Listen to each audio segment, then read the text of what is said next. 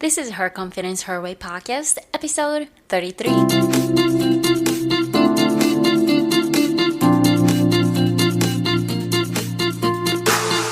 Are you feeling not confident? Are you telling yourself, no, you're not good enough? You know you can do more, and you know you're better than who you are right now. Well, it's not time for you to give up on who you are. Welcome to Her Confidence, Her Way podcast. I am Emiko Rasmussen, a confidence building coach and a host of this podcast. Each week, I will bring you a guest or a lesson that will help you to break through your self-limiting beliefs, fears, and barriers so that you can start building your own confidence and do what you really want to do without worrying about someone else's opinion and start living a meaningful life. We all have a gifted talent that no one can copy, and we're here to let our talent shine. So don't limit yourself. Are you ready to begin your journey to your confidence breakthrough? Let's go. Today's episode is sponsored by Emmy's coaching session. I have been receiving a lot of emails from my listeners about wanting to learn how to find their gifted talent. I have a worksheet on how to find your gifted talent that you can get it for free by signing up on my newsletter. Go to my website www.theemmystyle.com to get your free worksheet.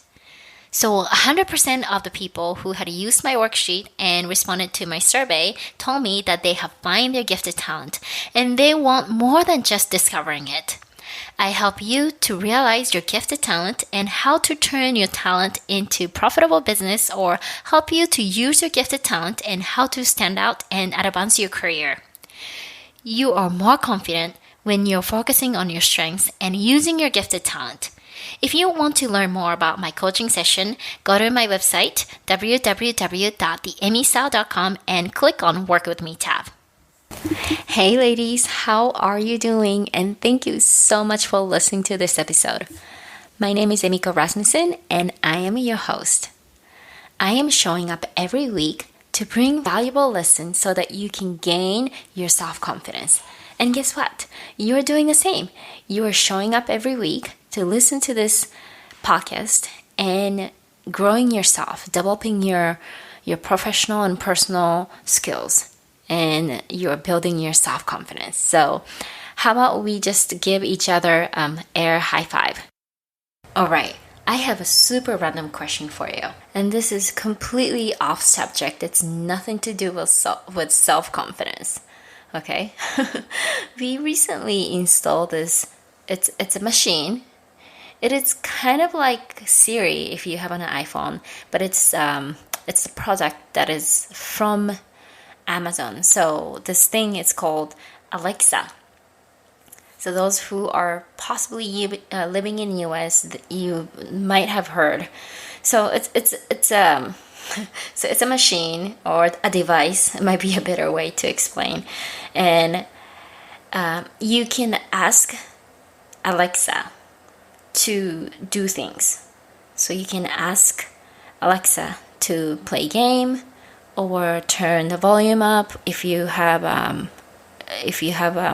like an Amazon Fire installed on your TV, or you can also turn on the lights and turn off the light. It is great and kind of cool, but I have 3 major issues with this device. Number 1 issue is this. So whenever you are asking, not necessarily asking, but telling the machine to do something, you're asking like this: Alexa, turn the light on, or Alexa, what's the weather forecast today, or Alexa, turn off the TV, or something like that. But when my kids are doing that, I just didn't like it, like the way how my kids are asking, because if you're asking, you're supposed to say, can you please, and thank you, right?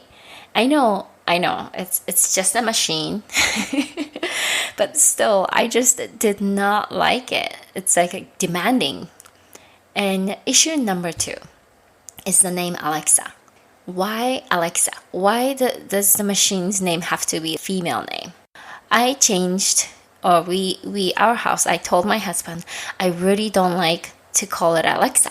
Because why does it have to be a female name? I know, I'm kind of like a feminist in that way. But I just did not like calling the machine Alexa. But we do have an option to change it from Alexa to Echo, which I have to be very careful when I say it. And if the machine hears me saying Echo, they're going to respond. So I have to be very quiet when I say it right now. But so yeah, we changed it. So that's problem number 2. And problem number 3 is this. I don't know if you can relate to this. It doesn't have to be Echo, but it's also Siri as well. Okay, so at my house, because we have installed Alexa system or the Echo system, it's a smart system. So I cannot just use a switch to turn off the light anymore. Meaning I have to tell the machine to turn the light off or turn the lights on. So, oh my gosh, so earlier I was trying to ask Echo to turn the light on. But the Echo wasn't recognizing what I am saying. So I kept saying, Echo, turn the light on. Echo, turn the light on. And then the machine is circling, so Echo is like listening to my command. But then Echo is not catching what I am saying. And then my daughter just walked in and she goes, Echo, turn the light off. Or I don't remember if it was on or the off. She said it once and then it just like responded. And I was like, is my English really that bad? So I don't know if you have this issue because, living in the US, everything is always, of course, it's in English, right? And it's not actually just the machine like Alexa or Echo. It's the same thing for Siri. If you want to ask something, you have to do the command in English if you have said everything all in English. And the other thing is, if you're calling for customer service, nowadays, like everything is all automated, voice recognition. So sometimes I say certain things. The machine will ask, what kind of issue do you have?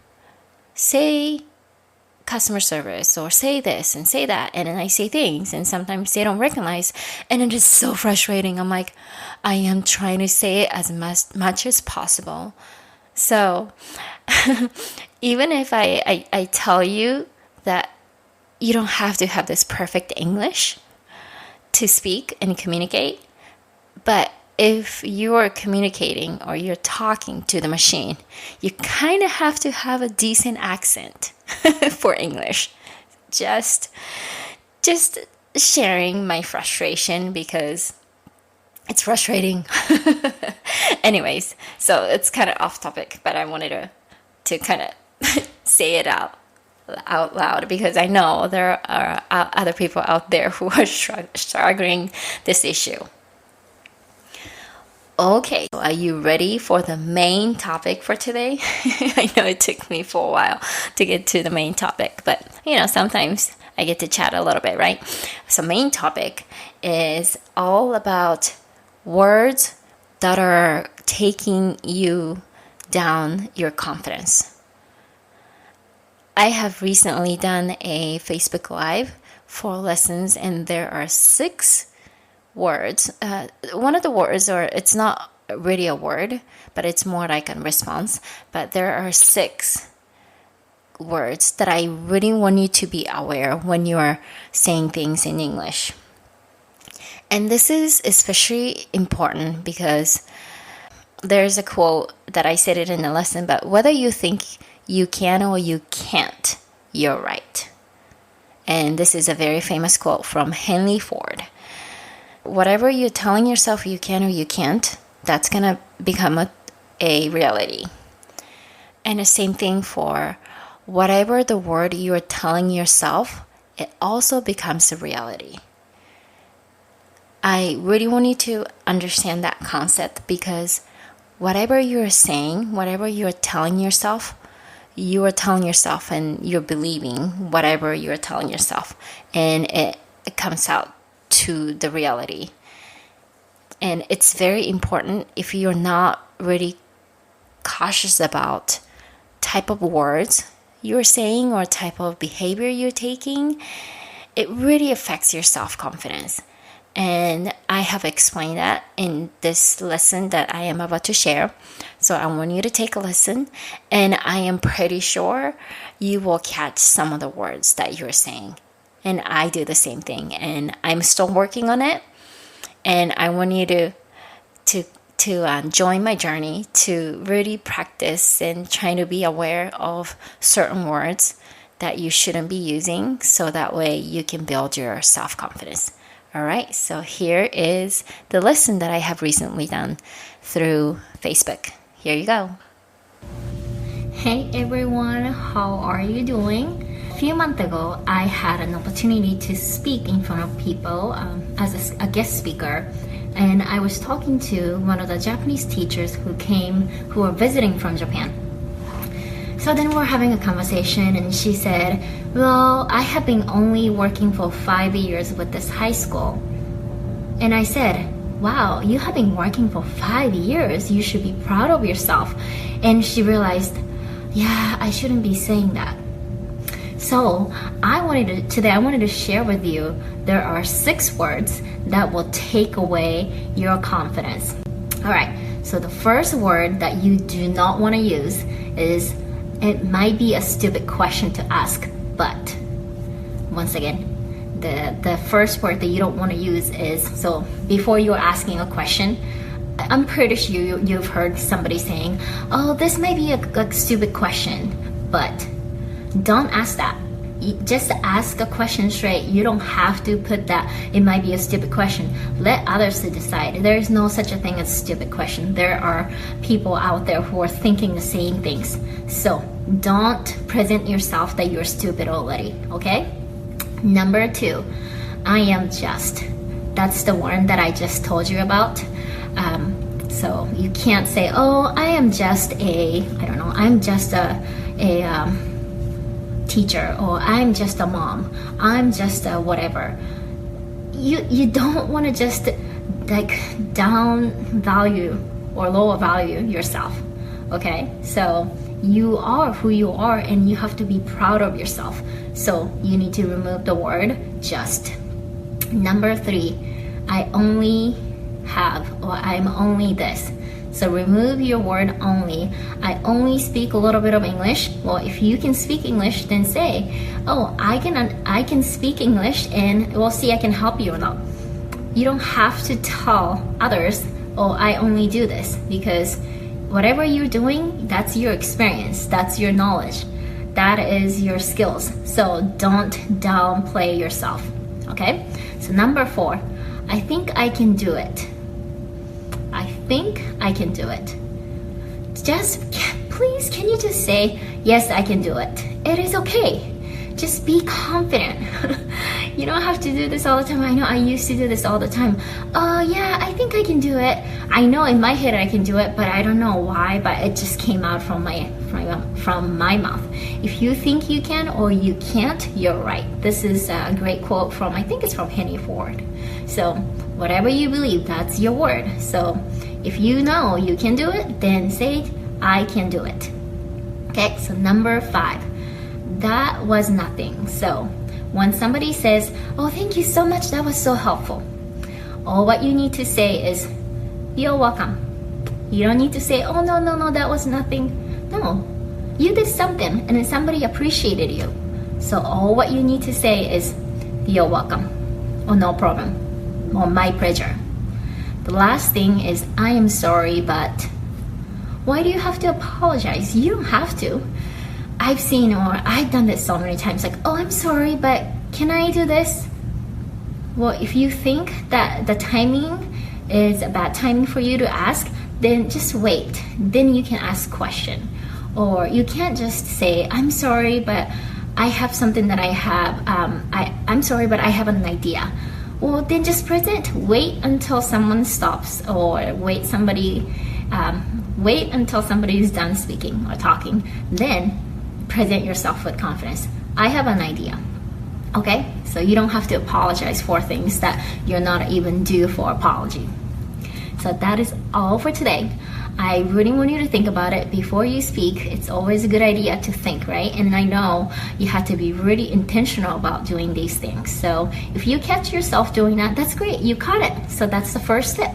So once you catch it, so the next time, trying to be more intentional and say, okay, instead of saying, I think I can, I'm just going to say, I can.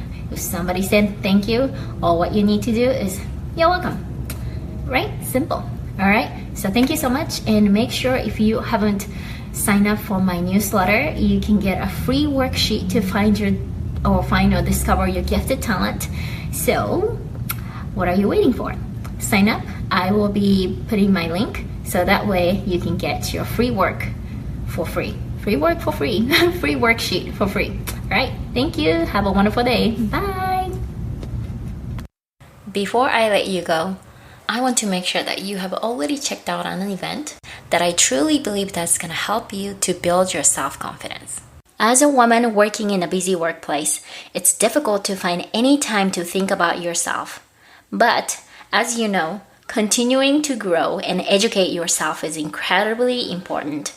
If you have been looking for a chance to escape and better yourself, I want to invite you to a weekend retreat called Sasuga You Self-Discovery Weekend.